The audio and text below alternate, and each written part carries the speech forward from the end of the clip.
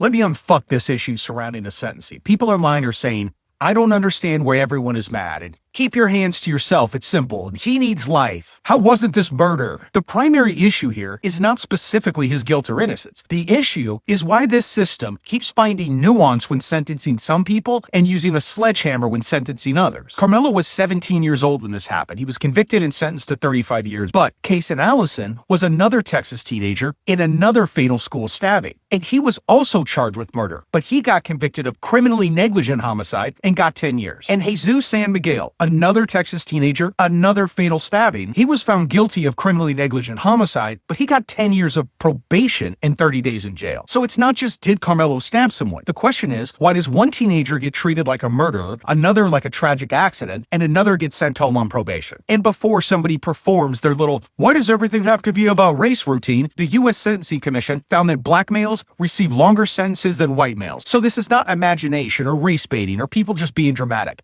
It's data. And since it's relevant, a burning cross was found in Grant Park in Chicago today, in broad daylight. So spare me the fairy tale about how racism is over and people are overreacting. And the cowards that burned that cross, they didn't stand there proudly. They didn't make some brave public argument. They lit the cross and ran, because that's what these people are. They're fucking cowards. They want the intimidation of racism without the accountability of being racist. And that's the country this Karmelo conversation is happening in. So when people look at a 35-year sentence and compare it to a white teenager who got a lesser conviction and lighter punishment for the same crime and say something is wrong here, stop pretending like you need a law degree to understand the point. The point is fairness. The point is consistency. The point is that justice and sentencing should not come with an adjustment based on race. Fair sentencing should not be a partisan issue. It should not be controversial to say that two kids who commit comparable crimes should face comparable consequences. And if your response to that is anger, maybe you should ask yourself why fairness pisses you off so much. And remember, I'm not the dark left. Together, we're the dark left, the defiant left. Please join us in helping to call out the bullshit and bring some sanity back to the conversation. 1 minute of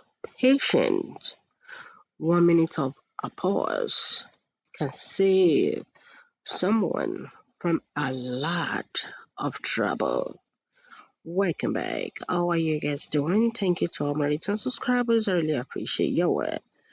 And if you're new here, thank you. On this channel, we talk about everything trending, just like this one right now. If you are interested in this kind of content, please do not forget to drop a like, turn on your bell notification, and for sure, subscribe. And for that, I say thank you. Let's just dive right into this one. Yes, 1 minute of patience, 1 minute of taking a pause can save lives, can save a lot of, a lot of trouble. This right now is trending online because a young man lost his life. A family, they are mourning. This right now is trending online because another young man, freedom has been taken away from him. When I said 1 minute of a pause, 1 minute of patience can save a lot of troubles, can save lives. This is a good example. What do you guys think? Let's go down there in the comment section. Add your comment. Yeah, a lot of people are making this to be, back and forth conversation. But how are we going to learn from this incident that it's not going to happen again from our young men? It's not going to happen again to the children. This is getting too much. That should be the focus of the conversation, the prevention. How we can prevent this kind of issue not going to happen again. Let's not forget, a family, they are mourning. Another family, they are sad because they're not going to see their kid for a very long time. So the conversation should be prevention. How can the adult, how is the conversation going to reach the kids going to reach, who needs to listen for this kind of a situation not to happen again. That the children, kids, young men are just losing their lives. Let's drop our thoughts down there in the comment section, and I'm going to be rolling y'all different reactions, which a lot of people are just having different reaction on this. I will catch up with you guys in the next one. So after Karmelo Anthony was found guilty, this is his father's reaction. It showed very clearly that a black boy was allowed, not one black soul on a jury. An all white jury convicted him in 2 to 3 hours. We know that they did not prove their case. They are currently sentencing Karmelo Anthony, but we know that the Next Generation Action Network put the first $10,000 towards an appellate attorney. And we will fight Collin County like hell. I respected this process. I allowed and called for peace in this process. But Black America should be very upset about what went on today. Now, before all of the internet lawyers and before all of the interpretation of the situation, I'm only an advocacy leader. I'm not an attorney.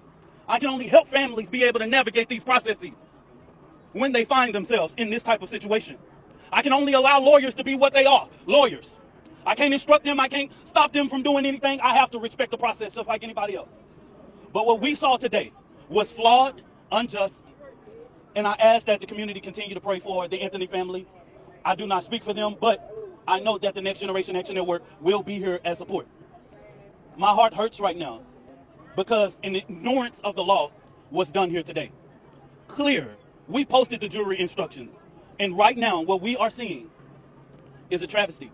It lets us know that black lives do not matter in the criminal justice system. It lets us know that we are not going to be afforded the same laws as anybody else. And I give a damn about nobody that feels like I'm playing the race card here. For 400 years, our people have been at the liberty and have had to suffer at the liberty of these laws. I'm speaking facts because the blood of slavery is in my blood, not your blood. And it's not for you to look at me and say, I'm playing the race card. I'm just a black man living in America. The fact supports that. You say I'm upset? Hell yeah, I'm upset. I respected this process. But we're going to fight like hell to make sure that Collin County know that Karmelo Anthony is not going to go away. I want to thank all of the people who traveled across this country, to all of the media's community supporters and people who have taken Karmelo Anthony as their own baby. I salute you, I thank you, and we got work to do. Thank you. Now, in my opinion, I thought it was self-defense. However, maybe they have videos of something that we didn't see. That's not on the report videos. I hope they can release the video publicly eventually soon so we can see it. You know what actually happened? What did it take place? You know what I mean? So we'll see if they do. But let me know what y'all think.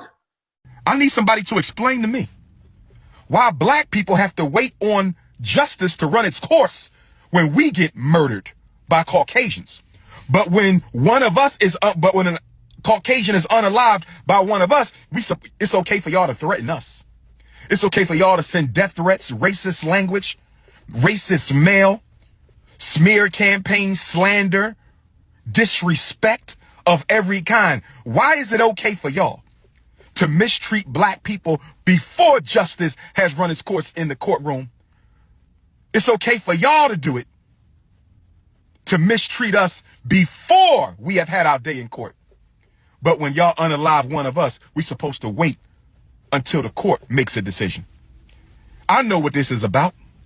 This is about y'all thinking your lives are more valuable than ours. We know what it's about. Every African in America knows what this is about. You believe that your pale life is more important than my melanated life. Now white people are so concerned with right and wrong in the law because of this Karmelo Anthony case. All a bunch of paralegals now, right? Why did he bring a knife to school? Because he was getting jumped on and bullied. Black people can't defend themselves. Black people can't defend themselves, and black people can't run. If you defend yourself, you're guilty of violence. If you run, you get shot, and your shooter gets acquitted. Stop acting like the legal system is fair in America towards black people. You know it's not. That's because Reconstruction never took place. Rutherford B. Hayes was made president in like 1877. He was not elected. It was a legal election. Everybody knows. Hayes was made president because they were afraid hundreds of thousands of white people were going to take to the streets and riot. That's what Trump wants in 2028. Believe me.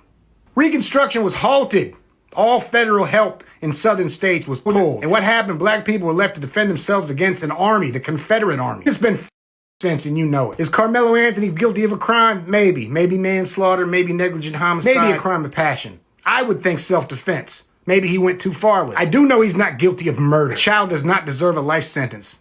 And somewhere you know that. And if you don't know that, you're just a racist piece of shit. Kyle Rittenhouse is a damn folk hero for illegally crossing state lines with an assault rifle and unaliving 2 people. Can you imagine if a black dude went to the January 6th riots, the insurrection, and shot 2 people? Be put to death.